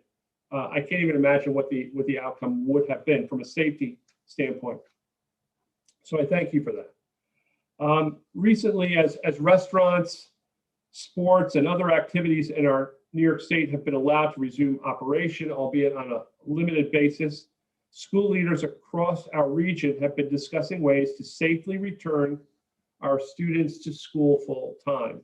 We have been fully engaged in these conversations with all key stakeholder groups, and some of those, obviously, those conversations are challenging because we haven't, as Lonnie and I've mentioned, we've called it that sweet spot, which we haven't found, because there are different ways to interpret a lot of the different indicators, as well as some of the guidance from the quote unquote experts. So obviously those conversations can be challenging at times because we can't find that sweet spot, but we keep trying, and we will continue to keep trying because we do have great aspirations to reopen our buildings. Along with other school districts, we have made multiple requests for updated guidance regarding Rockland County Department of Health quarantine requirements and reopening guidelines. We reached out to the Department of Health. We were frustrated. Our parents and our families were frustrated with what we perceived, and our staff was frustrated with what we perceived to be overly strict quarantining guidelines. Some of the comments you may have heard from parents were, they've been mystified. How is it that one student can close down an entire building? And we've heard that time and time again, realizing that some of the guidelines that we have received from the Department of Health have been subject to broad interpretation. And of course, we always want to be compliant. We want to be cautious. And for the most part, we're not experts on public health. So we do require pretty specific guidance as it relates to these matters. And we're happy to say that the release of the new quarantine guidelines today, and by national trends indicating that the number of individuals who have been vaccinated now exceed the number of cases of positive COVID. So that's an important milestone for us.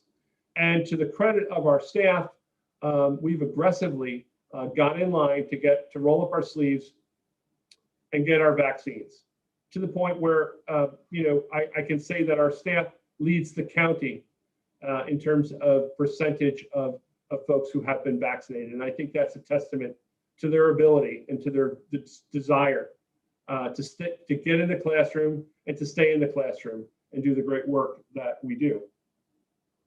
We've begun exploring options for returning students to school. As many of you know, we put out a survey yesterday, and we wanted to sort of gauge parental intent and parent interest. And that survey was by no means a proclamation of any specific plan, but we are in the dark about a lot of these things. Even though we know more than we knew a year ago, there's still much we need to learn.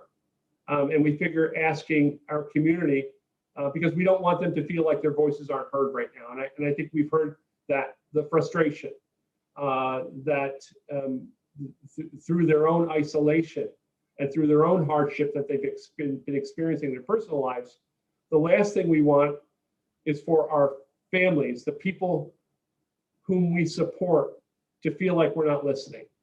And that was really the major purpose behind the survey.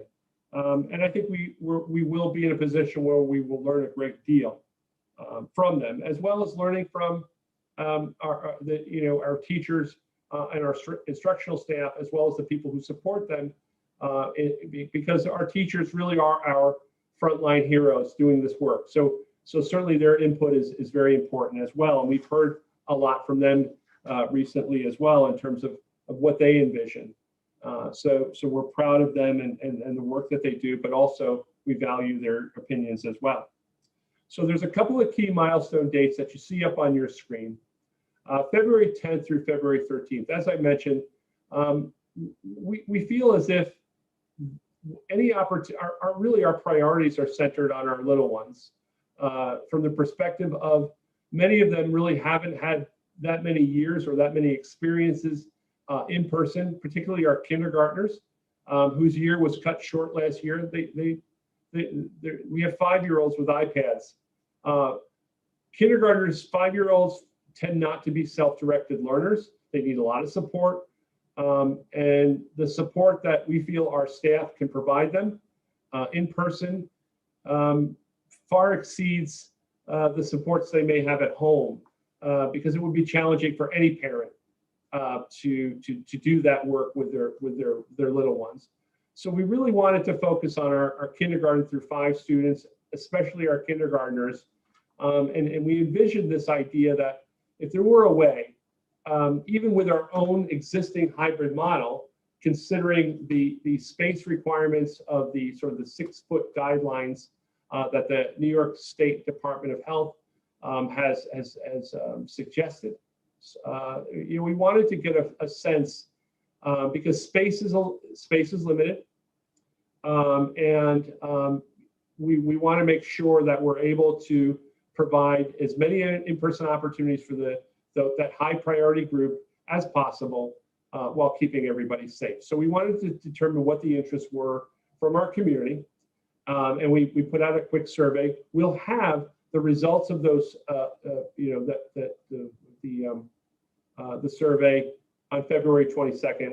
We plan to unpack that, analyze that with the help of some task force work, to consider all the different variables associated with a return to school. And by no means, we don't have a plan just yet, because we figured at this point in time, data collection really is something that we need to invest a fair amount of time before we start to even discuss what a potential plan might be. So on February 22nd, I will meet with a district team of stakeholders, to include parents, teachers, and administrators, to just sort of do a preliminary unpacking of the data. And we'll also meet with our union of professionals, our teachers, that day as well, to kind of go through what our findings are and what, if anything, we can do, at least in the short term, to improve, or increase improve and increase the number of in-person opportunities for our students. So there is no timeline, however. Hopefully, timeline in terms of what we perceive to be a return for all students in person. It's far too soon. It would be very premature to predict what that might look like. I know we've speculated, certainly I've speculated with you as the board on a number of occasions as to when, concepts like herd immunity and, full vaccination of staff and all sorts of public health indicators that, we would want to consider. But at this point, it's probably premature to speculate or to hazard a guess as to when that date might be. Next slide, please. So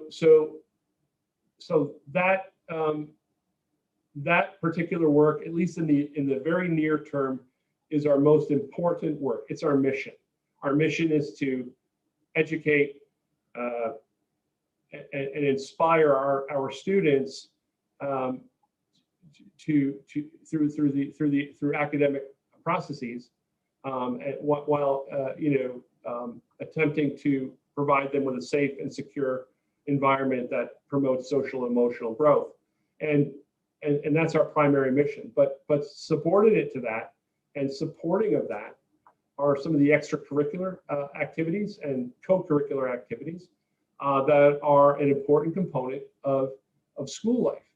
And we want to make sure that those things don't fall by the wayside either, because we feel that they're very important and they support our student growth in the academic realm as well. So a good public education includes those opportunities for students. You, as a board, met this week to discuss the most recent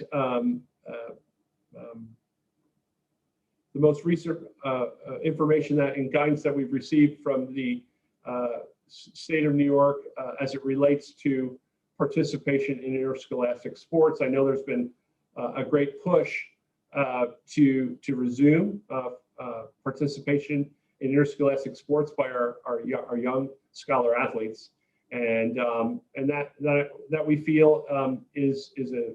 I know there's a resolution that you worked on at a special board meeting this week, but one of the conversations that led to was, what about some of the other opportunities for students that are not non-athletic opportunities? So you had asked for me to kind of run through that with you this evening, and we'll get to that in a second. But knowing that we are going to be doing high-risk winter sports, in accordance with our slide here, as you can see, February 1st, 2021, the JV and varsity levels will be seeing tryouts for sports. They'll be held this week, and teams will be formed on Monday or have been formed. And only student athletes that returned the required consent form were allowed to try out. And I think you've had an opportunity to see some of this paperwork as part of the resolution that you passed this week. But one of the things that we didn't necessarily go into in any great detail, and I do know that Karen Tessick did mention this in her presentation, was the COVID-19 testing of student athletes. Mrs. Koster, as well as Mr. Pilla, have, in advance of the resolution, felt that it was prudent to go and order test kits. Those test kits, I believe, Mrs. Koster, are free of charge. That these are not.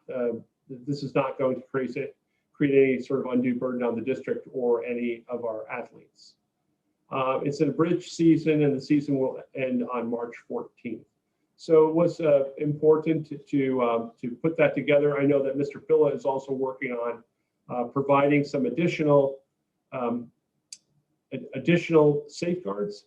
I'm going to call them safeguards because we are talking about high risk here. One of the board's concern was the sport of wrestling. That is because of the proximity of students, it was important that we attended to some additional, more robust testing, as well as monitoring of safety measures as it relates to that particular sport. Next slide, please. And again, as I mentioned earlier, that it was important to me and the board and to all of us that we ensure that our other non-athletic or non-interscholastic athletic opportunities for students are still robust and still accessible to our students. And albeit while a middle school basketball intramural program is an athletic program, it's not interscholastic. And there's not, for those students who wouldn't necessarily typically know that they were interested in participating in a interscholastic sport, certainly our intramural basketball program, I know that was one program that was introduced to us by Mr. Rastelli a few years ago, and I know that subsequently our athletic director, Mr. Pilla, has seen fit to continue here at our middle school. That will begin on March 15th. We're also, I say, developing a plan. We actually have a plan for in-person after-school clubs and activities at the middle school and the high school. And I know that Mr. Neidhart and Mr. Onativia have been working closely with Mrs. Koster to work on scheduling transportation for those folks, as well as building use. So there are a number of different clubs and activities, whether they be virtual or whether they be on the property. That will be up to the advisors, that will be up to the principals, but we'll make sure that they have space if they need it, as well as transportation if needed as well. Next slide, please. So I did promise you that it was only going to be 3 slides, and I hope I did it justice. It's just a sort of a mid-pandemic check-in to let you know that operationally, we are still moving forward. There are still, structures that are in place to provide our students with as many in-person opportunities as possible. And if you, and at this point, I'd certainly be open to any questions you might have or discussion. So I'm gonna go first this time because I just want to clarify a comment you made and a statement you made. Yeah. With regard to the K through 5 survey. You made a comment that we're prioritizing on our elementary students, and I'd just like to clarify that I don't believe we're prioritizing on our elementary students. We're looking to get all our students back as soon as possible, and that we're focusing right now with the survey on the elementary level students because the elementary schools provide a little less challenges in terms of trying to bring back the students 100% at the level of K through 5. The levels of 6 through 12 provide other challenges that are much more, much more challenging. There's a lot more moving parts through 6 through 12 that the district is focusing on at the same time as we are looking to bring back the elementary school students. It's just the elementary school students, will most likely come back sooner because of the fewer challenges that we face in bringing them back. Am I correct in that, Dr. Pritchard? You are absolutely correct. And I will say the challenges associated with bringing back elementary school students are different than the ones bringing back secondary students. And if I had to summarize it, I would say the challenges associated with elementary school is space, and the challenge with the high school and the middle school is time. And so we don't really have space issues at secondary, but space is very much at a premium at our elementary school. So in terms of scarcity or of finite resources, those are really the conversations that we need to address in the days and weeks ahead. But by no means do we have a definitive plan at this point, but we do want to start small. We want to start, because it can be done. This is I'm going to say it, we're making it up as we go along. We have no experience with this.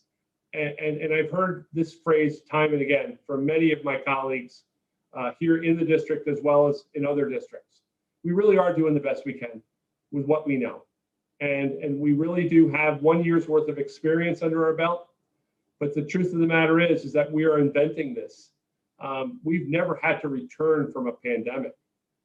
I'm not sure that I don't know who the experts are, but we are becoming experts in this. And hopefully we'll never have to use this again. But as you say, you're right, because if we had to conceptualize what a return might look like, we can say that, and in my own personal opinion, and I'm sure I've heard it from the National Pediatric Association, has been that our youngest learners really are those who might be the most vulnerable at this point. And I think that does stand to reason. But sequentially or in a stepwise fashion, it might not go, I don't know, it may not go from, I suspect it won't be all at once. I don't think it necessarily has to wait till September, because as you said, there's a lot of transitional elements to this. And I think, but as the opportunities present themselves and as they arise, and if we're able to do it, we should take advantage of those opportunities in a way that's not considered to be haphazard or too overly assuming an inordinate amount of risk. So again, it might not be start with kindergarten and work our way up through high school, conceptually, it might not look like that. But as we can bring back, we may look at this, by school, but we'll work very closely, as I said. I think your point was very well taken. Because I know that there are, as I say, there's unlimited wants and demands placed on those finite resources. We have seniors who haven't seen each other collectively as a group for a very long time who are getting ready to graduate. A conversation I had with Mr. Arrieta the other day, and he said something that I thought was very profound, and it made my heart, it affected me in my heart a little bit. When he said, we have some students who we may never see on the campus again. Maybe students who are involved in 100% distance learning, who may not feel like they need to come back for a graduation ceremony. And that was tremendously sad to me. And I understand that there's, if that's just one particular piece of that issue, that one particular concern, I don't know how, more broadly I can present that to say, that's a very sad prospect. So if we have an opportunity to bring our class of 2021 back, that's something that I think we would want to do. So they at least had that opportunity to be together. And I know that our principals are working on that, but that's just one example of where it may be a little bit out of sequence, and that there are going to be demands that are going to necessarily be addressed sooner rather than later, and that we can't wait till September, because some of those folks are going to be gone. So we have to really, we have to look at this holistically, and we don't have a ton of time. So, I know that putting out that survey last night seemed sort of extemporaneous, sort of spur of the moment. It was not. I don't have weeks to wait to learn about this pandemic. We got to learn now. We have to understand what this issue is that we're facing immediately. I can't wait to get consensus, because by the time we have consensus, of course we want buy-in, but we got to get our arms around this now, because we're going to lose these kids. We're going to lose these families, and some are more desperate than others. So we will figure it out. We will actively and aggressively confront these issues, but by no means, is everything a priority? Yeah, sure, it is. Absolutely. Your point is very well taken. Okay. The other comment I want to make, it's not a question, but I expressed my concerns at the special board meeting we had on the sports, and I'll tell you, I'm a little disappointed that we conducted the tryouts last week or this week, and then we're going to start the teams on Monday next week, and we're not going to start the testing until next week. It's sort of like the testing should have started along with the tryouts, to make sure that during the tryouts that we had, everybody safe. So I'm disappointed that the testing didn't start, prior to the tryouts or along with the tryouts, so that we were in a safe environment from the beginning. Because at this point now, if unfortunately anybody was asymptomatic during the tryouts, we now can have a problem, moving forward. So I'll turn it over to the other board members for questions or comments. Mr. Jacobs, I will apologize for that oversight.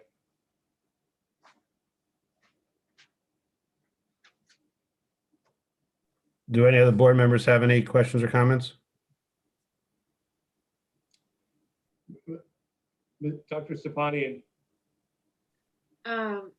I have two quick questions. The first is I understand the timeline for the survey. In collecting the data will be done by Saturday, and then on the 22nd there'll be what? What's the plan for the data from the survey? So the plan will be, and again, it's not a very. We only asked a few questions. What what I will do with Dr. Coulott and Ms. Citrolo, our communications person, as well as our George and Jeannie and the folks upstairs, serving in the data function. I just want to make sure that the data that we're presenting is reliable and valid. And again, some of that should not be difficult to do because it'll obviously be a simple spreadsheet. I think there may have been some confusion as it relates to how respondents address certain questions. I know that there have been family members with multiple children, may have answered 5 times versus but what we can do is obviously, because it will be in a spreadsheet, we're going to go ahead and we'll validate that those responses based on we can certainly look at that data a number of different ways, but we'll make sure that the results are tabulated and verified prior to presenting them. But what we would like to do is review the data. We did put together a task force, as I had said, to do a preliminary review of the data to see what the findings might be prior to presenting them to the public at large. And then we would also, we do have a meeting with our district leadership council that day as well. So that will be our central office administrators, as well as our teacher representatives from our from ESO, and we're going to go through that just to make sure that prior to presenting our findings to the public, we want to do an internal review of what they are. And again, we're not going to use that initial data. We're going to look at it just strictly from a descriptive standpoint, and we're not going to draw any inferences from that. And prior to any sort of formulation of any sort of planning, we just want to at least present that to the community at large, just purely from a descriptive standpoint. And I would encourage folks not to read too much into it, other than that this represents, if nothing else, the will of the community. But I certainly don't want folks to, and we will qualify the data from the perspective of, we don't want folks to think just because, there was and I know one of the questions was whether or not folks wanted to return to 100% in-person learning, and not consider, some of the spacing requirements, or looking at this from the perspective of this might result in a change of your child's placement. We don't want to. We really, it was just really a very aggregated approach to looking at the data, and again, we don't want folks to draw too many conclusions from that. But I think it is good I think it will be very informative for us to know that we don't want to. Let me take a step back. Sometimes when we hear voices in the community, we're not sure if it's a few people who are very loud, or a lot of people whose voices weren't heard because they didn't have a forum to do that. So we don't know that. And I know some of the we've heard feedback from a number of different sources. We've heard, obviously, you as board members have gotten feedback from via email, where people have reached out to you directly. I know that there have been people sort of on social media who've made some comments and expressed some concerns, and then there's people who we haven't heard at all.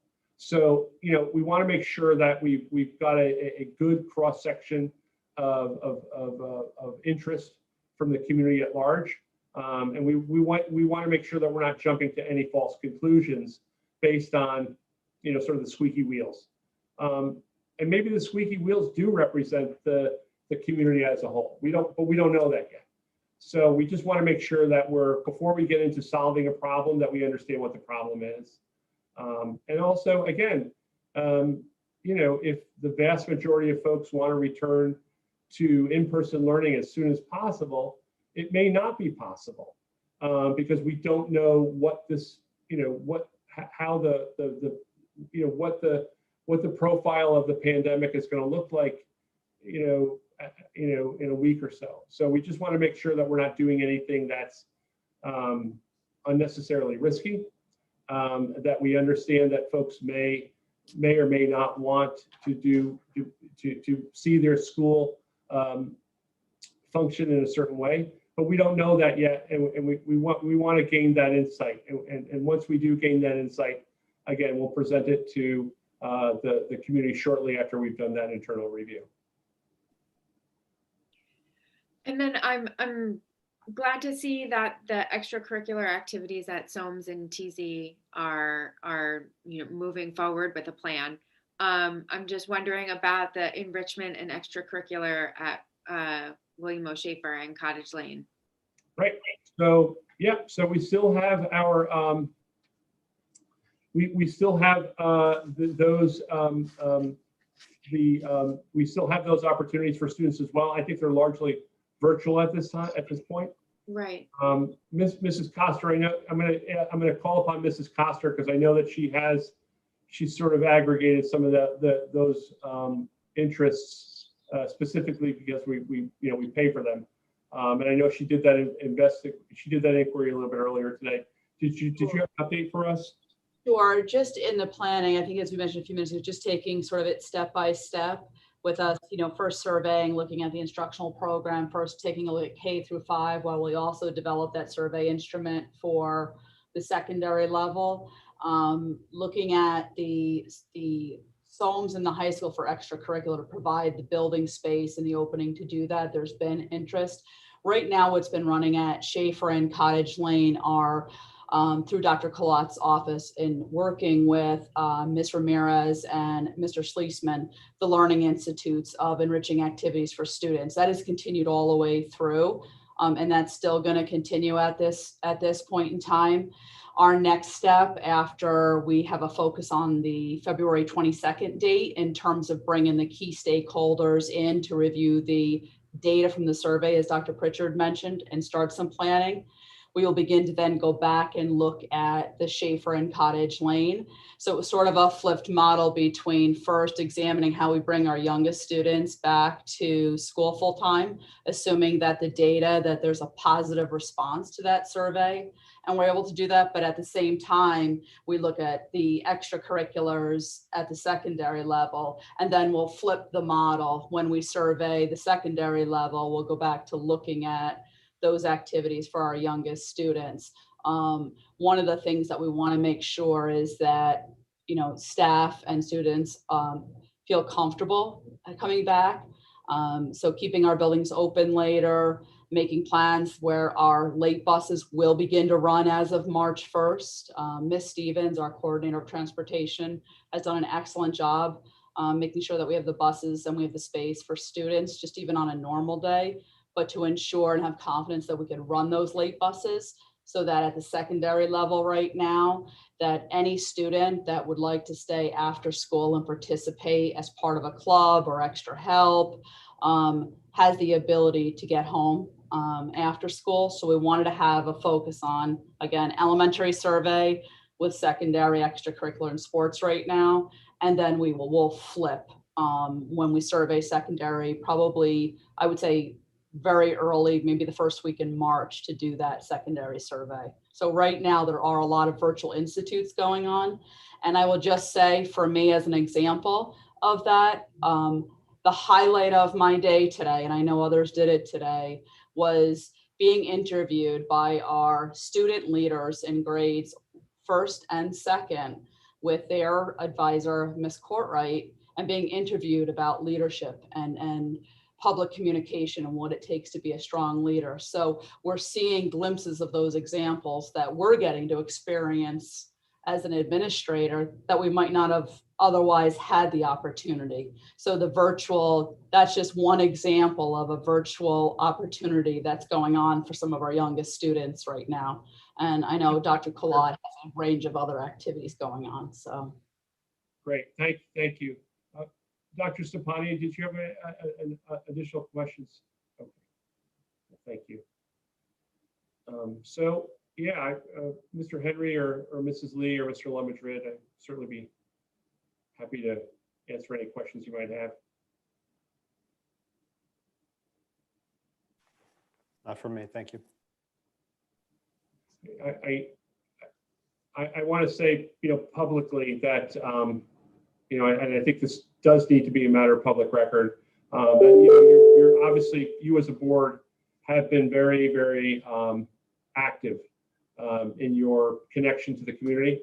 So, I think, certainly if there's anything you need me to do, or, and you have, as you see things in the community, as you see, fit to respond or to refer to me, please do so, because I know you've been certainly very much invaluable as it relates to keeping that strong connection to our community during these very challenging times. But in tomorrow's Board of Education report, I've got a lot to share with you, and I will. And so, at this point, I feel that given the time, I'd like to turn it back over to Mr. Jacobs to continue with the meeting. Thank you, Dr. Pritchard, for your superintendent's report. Overall informative, and I think it was good to get this out to the community. What's transpiring and what the future holds right now for us. Next on the agenda is committee reports. Mr. Lamadrid.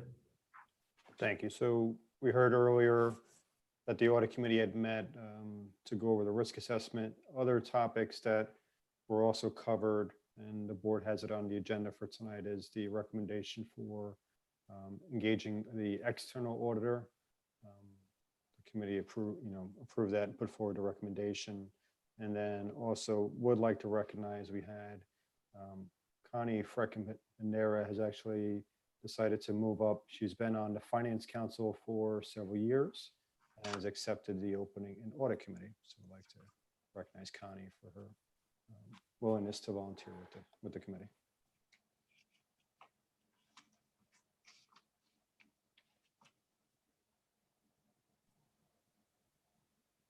Thank you. Are there any other committee reports? Yeah, there was a wellness committee meeting yesterday. Mr. Pilla had shared with us that the fitness center at the Tappan Zee High School in Soames, it has been completed. They've got bike spin and yoga rooms, and I really like this. It's very important, meditation as well going on in the fitness centers. So that right now is for students, but there was some good discussion with the committee about some future opportunities, expanding it, the fitness center to staff and to potentially even the community. There was also some discussions about pulling together a Wellness Month challenge. I understand Dr. Lloyd has some really great talents in push-ups, so I think that they're going to pursue another Wellness Month challenge. Mr. Pilla also discussed that the Rockland Department of Health will have services on a county-wide wellness meeting. So he's going to share that date with us and see how we can bridge our wellness committee with that resource to get more information from the Department of Health. And then the last topic is they also discussed putting in a fueling station, particularly for those athletes in the after school hours. So make sure that they have enough nutrition and carbs and energy and protein and so forth to, it could be a long day, we recognize, for those athletes. So there's some good ideas on that and getting that for the athletes. That's it. Lonnie, we had a facilities committee meeting on the 9th, and we came up with a proposed list of items to be performed during the summer of 2022. I believe Ms. Coaster is consolidating those items, and they will be presented to the rest of the board to be reviewed and approved at a future meeting. Yes, correct. But we compiled the list of recommended items for the summer of 2022. And then also a look at the items that were, excluded from the list of summer of 2022 and summer of 2021 for the board to just verify to make sure nothing was overlooked in terms of the critical nature for these 2 summers. And then, hopefully there'll be time at the workshop that we can discuss the next phase after summer of 2022.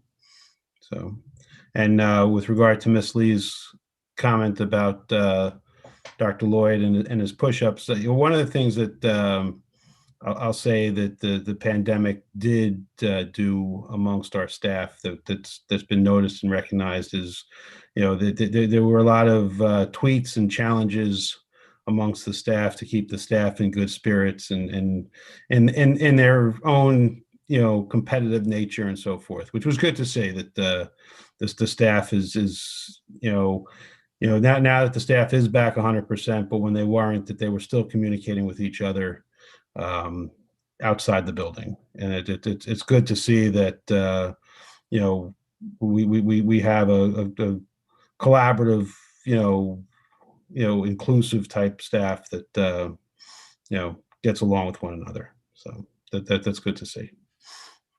Any other committee reports?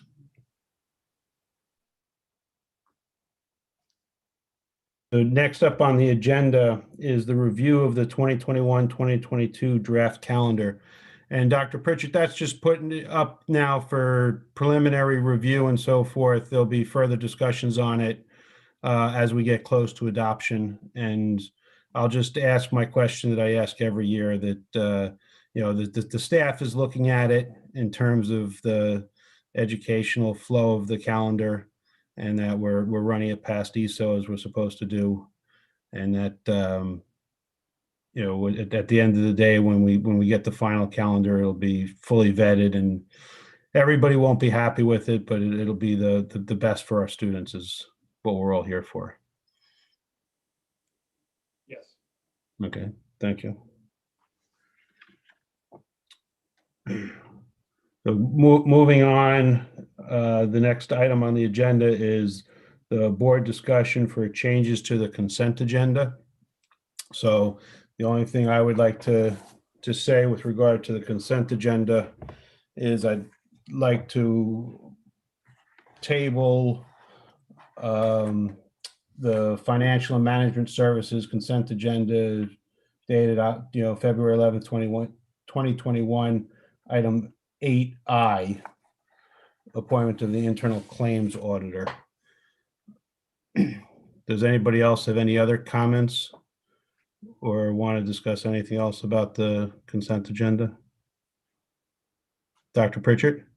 Thank you, Mr. Jacobs. I do have to make sure I have a quick disclosure regarding the external auditor, or the engagement letter, Nugent Haussler. I don't know if this is the time to make that make that disclosure, but just that I do have a personal relationship with with Mr. Levy, Mark Levy, who's a childhood friend of mine. Again, this is probably more of a small world moment. We just happen to run into each other here on the property, but again, he and I are friends, and so just as full disclosure. And just correct me if I'm wrong, Dr. Pritchett, you have no financial relationships with his firm or anything of the sort. It's merely a long time, childhood friendship that continues on. I believe he may even predate you with regard to service to the district. So yeah, he does. Yes. So yes. But I appreciate that disclosure and transparency. It's important. We have no financial connection. Okay. No financial interest. And Lonnie, Mr. Levy has not disclosed any conflict of interest disclosures to us either. Thank you for that clarity, Mr. Lemmertrid. So hearing no other discussion, can I have a motion to approve the consent agenda items 6 through 10 as amended? Motion. Second. All in favor? Any discussion? Any further discussion? Do we need to make a motion to table 8I? Or it's as amended? Well, I think because we did the board discussion on the changes to the consent agenda beforehand, And then I made the motion to approve it as amended. amended. I think we're covered. Everybody okay with that? I Yes. see head nods. Okay. Aye. Aye. I got Christine, I got Kara. Okay. Was there any new business that we'd like to discuss? Recognizing next week is a holiday week for the district. I hope everybody has a enjoyable and safe holiday. I still ask everybody to think about their decisions with regard to COVID-19 pandemic and social distancing and traveling, that the decisions you make have ramifications to the district itself, so that we're all trying to provide the best education we can and keep as many students in building, in class as we can. And obviously we want to try and minimize any potential positive COVID cases. So again, just bear the thoughts in mind that your individual decisions have ramifications to the community, to the school district, and to the public. So I wish everybody a healthy and safe holiday time. If you're going to relax, relax. It's well deserved. And I appreciate those staff members that still continue to work on behalf of the district during the holiday time. I know there's some members that don't get the holiday that are still in the building next week. And I also recognize that there are some that do get the holiday that still work on their various responsibilities during the holiday time. And the board appreciates that effort and that dedication. So, that being said, I'll adjourn the meeting at 9:46 p.m. I wish everybody a healthy